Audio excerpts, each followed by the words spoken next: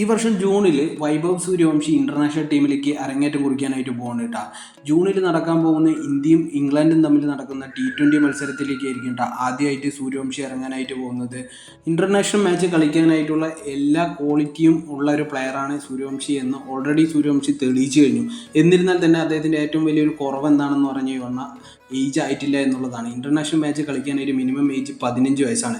March 11 കൂടിയിട്ട് 15 വയസ്സ് complete ആവും. 15 വയസ്സ് കംപ്ലീറ്റ് ആയതിനു ശേഷം പിന്നെ ഇന്ത്യക്ക് വരുന്നൊരു ഇന്റർനാഷണൽ മാച്ചാണ് ജൂണിൽ വരുന്നത് കേട്ടോ. അതിന് തൊട്ട് മുൻപായിട്ട് ഇന്ത്യയിൽ IPL നടന്നുകൊണ്ടിരിക്കുകയായിരിക്കും. IPL രാജസ്ഥാൻ റോയൽസിന് വേണ്ടിയിട്ടാണ് സൂര്യവംശി കളിച്ചുകൊണ്ടിരിക്കുന്നത്.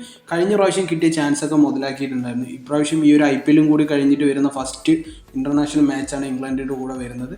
അതിലെന്തായാലും IPL നല്ല രീതിയിൽ കളിക്കാനും കൂടിയിട്ട് പറ്റിക്കഴിഞ്ഞു പറഞ്ഞാൽ എന്തായാലും ടീം സെലക്ട് ചെയ്യുമ്പോൾ ആ ഒരു പേര് പരിഗണിക്കാതിരിക്കില്ല എന്നുള്ള കാര്യം കൺഫേം ആണ്.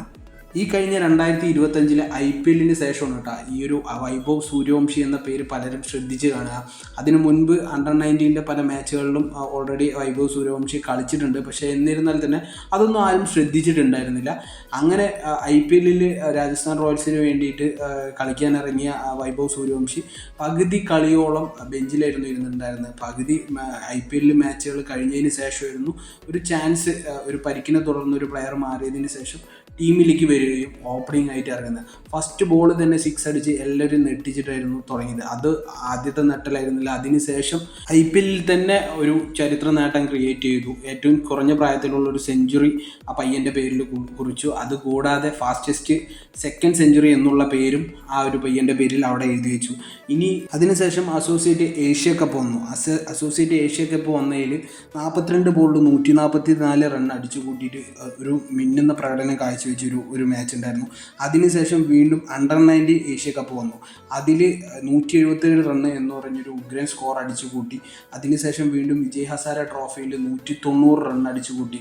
ഡൊമസ്റ്റിക് ക്രിക്കറ്റിൽ ഏറ്റവും പ്രായം കുറഞ്ഞൊരു ഒരാളുടെ സെഞ്ചുറി എന്നുള്ളൊരു റെക്കോർഡ് കൂടിയിട്ട് സൂര്യവംശിയുടെ പേരിൽ അങ്ങനെ എഴുതി വെച്ചു. അതുകൂടാതെ ഫാസ്റ്റസ്റ്റ് 150 റണ്ണ് എന്ന് പറഞ്ഞ് ABD വില്ലേഴ്സിൻ്റെ റെക്കോർഡും അവിടെ ബ്രേക്ക് ചെയ്തിട്ടുണ്ടായിരുന്നു. അങ്ങനെ ഒരുപാട് റെക്കോർഡുകളാണ് ഈ ഒരു ചെറിയ പയ്യൻ തകർത്തുകൊണ്ടിരിക്കുന്നത്.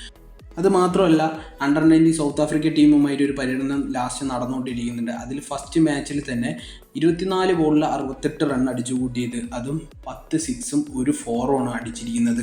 ഇത്രയും ഫോമിൽ തുടരുന്ന ഒരു പ്ലെയർ ആയതുകൊണ്ട് തന്നെ എന്തായാലും ഇൻ്റർനാഷണൽ ടീമിലേക്ക് പെട്ടെന്ന് തന്നെ വരാൻ പറ്റുമെന്ന് പ്രതീക്ഷിക്കുന്നുണ്ട്.